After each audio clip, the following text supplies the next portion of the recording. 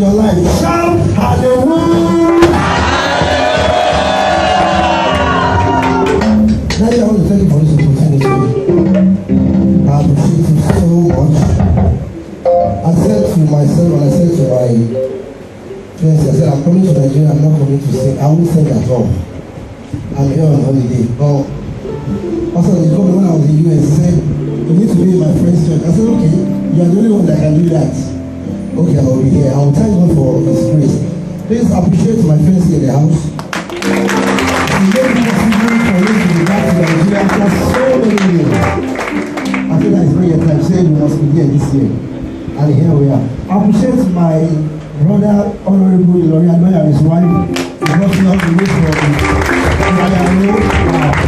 God bless you, sir. Thank you for being here. I want us to dance before Him. That you are still alive. Anything can happen tomorrow. Tell people, don't write up yourself. Don't say there is no hope. In the next 2 minutes, you don't know what can happen. That phone call might come now, and you are up there. So because you are here now, give Him the best of your praise. Give Him the best of your offering. Let God be rejoiced. Let God be happy. Let God rejoice that He kept you alive. Tell someone beside you, let God be happy that He kept you alive. You say it from there, say it from the confidence. Say it. Let God be happy that He kept you alive. I want us to rejoice before Him. Joy overflows in my heart. See that you come to the Lord.